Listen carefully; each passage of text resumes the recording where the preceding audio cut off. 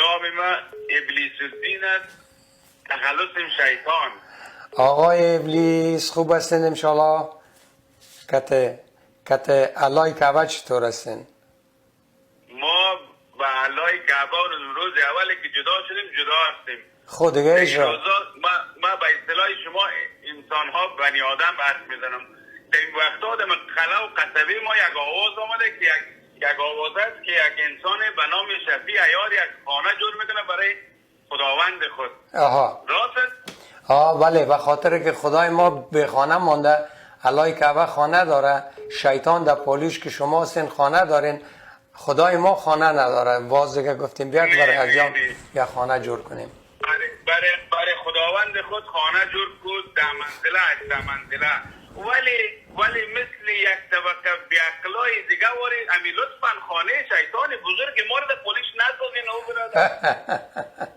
راستی جالب است که خانه شما پالوی خانه خداست. او انسان نازنین، ما هیچ نیاز ندارم این شیطان بزرگ ما برای خانه. بله. باز آوردین یک طبقه آوردین او را بغل خانه خدای خود جور کردین. باز یک طبقه بیاق دیگه میایم پیسه میده کرایی را دیگه جیب رزیده چی میکنی؟ میرم شیطان قسنگ میزنم. همین ما شیطان ها برای شما چی کردیم؟ هیچ بلا، کل بدبختی از خداست، اما ما سر شما کار است. شیطان ها از روز اول کردی شما هیچ کار نداشتیم، ولی جهالت از خودتان است. شما بنی آدم بین خود جور نمین، گناه را مین سر شیطان مندازین، سر ما طایفه مندازین، سر نماز نسبت میشین اعوذ بالله من الشیطان الرجیم، سر نان میشینین اعوذ بالله من الشیطان الرجیم. همین ما شیطان ها یک دفعه از دان ما شنیدیم که اعوذ بالله من الشیطان الرجیم. والا نه، به خدا ما امیر ازت صمیمانه ازت معذرت میخوایم آقای ابلیس. همین شرافت هم خوب چیز است. او بنی آدم بلیازش ما برای شما هیچ کار نداریم، هر کاری که میکنین از جهالت خودتان است. راست میگن، والا ما همراه خودتان هم نظر است. منطقیت نیست، خودتان میدین یک نیتان هم میکشین دست شیطان است. حالا ما چی کار داریم برای شما؟ دنیای ما بیخی هم مفکوره ما بیخی از شما جدا است. ما با کارتان هیچ کار نداریم، نه در عوتان، نه در پیسهتان، نه در پولتان، نه در نانتان. خب ما اجازه بتین که حالا که شما زنگ زدین آقای ابلیس، صمیمانه از شما معذرت بخوایم و با انسان‌های دیگه هم بگویم که این آقای ابلیس همین شکایت را که میکنه راستی درست است، یا با ما چی کرده؟ هر کار خود ما میکنیم در سر شیطان مندازیم. اگر کدام سوال داشتین از ابلیس، من برای یک کوچکترین ابلیس ها حاضر هستم جواب بدم.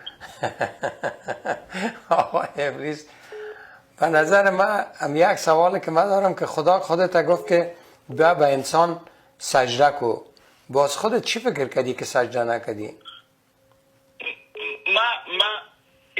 ما سجده که نکردم به خاطر خودت منعیش انسان یک دفعه فکر کو همین انسان لیاقت سجده را داره؟ نه والا نداره.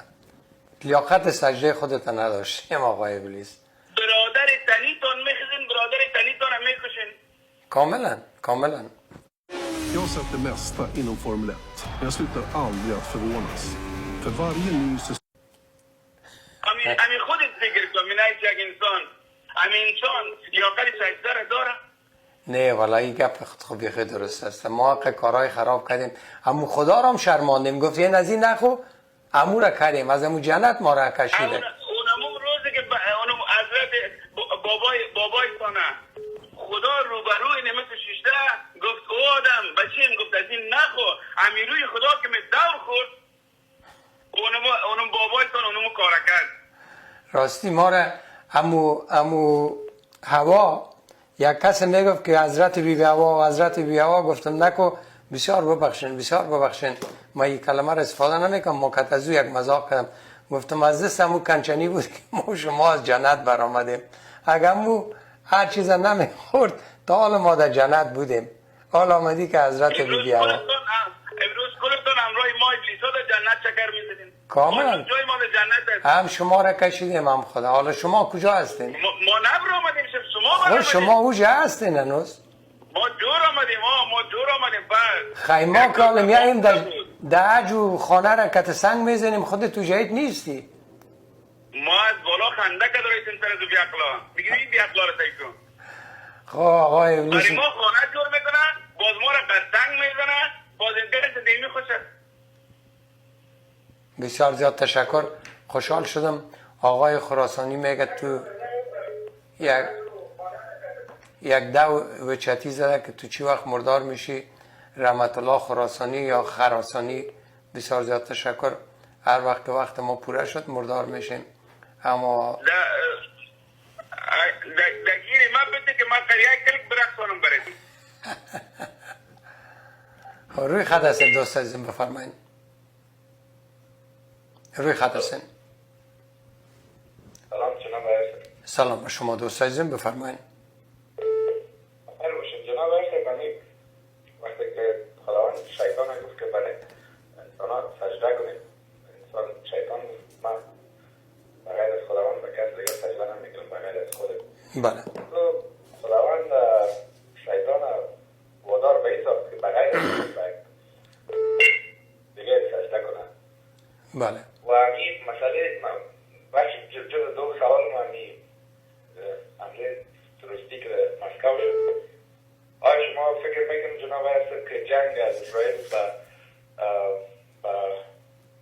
مسکو یا به دروازه جنوبی روسیه انتقال پیدا میکنه و این سودمندی شده باشه از بدخشان افغانستان؟ ما برای شما میگم که دایی که افغانستان مرکز عملات تروریستی برای روسا هست هیچ شک نیست. امی جنگایی که امروز دست سرد پاکستان افغانستان میشه این به خاطر عزیز که هویت طالب و رابطهش با پاکستان بپوشانن، برای روسا بگن که ما در این چیزهای سر نداریم. طالبان که تمام در جنگ هستن. برعکس افغانستان پایگاه نظامی است که شبکه‌های جاسوسی هم استفاده میکنن.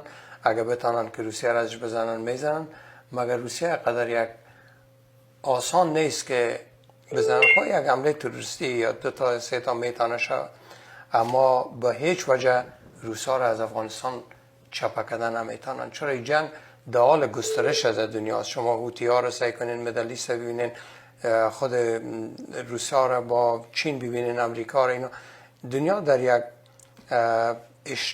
مشتعل شده در یک آتش جنگ که کلگی بر علیه کلگی. روسا هم میل بر علیه امریکا هر چیز که بتانن میکنن، اما تو چین هم کلگی در یک حالت بحرانی به سر میبره. اما آیا افغانستان نقطه ضعف روسا میشه و توسط افغانستان روسا را از بین میبرن؟ نه، به هیچ وجه. جناب عرصه روسا که داعش در عراق و سوریه نابود کرد، روسا همکاری ایران، آیا اینا اطلاعات میدونین که ایران و روسا دوباره بیان بدخشان افغانستان که پیشتر از 12 یا 22 گروه توریستی از خودسان فسیدی اینا را نابود کنه و جبه مقاومت حمایت کنه یا که اینا هم سیاست تعامل پیش میگیرن با طالبان؟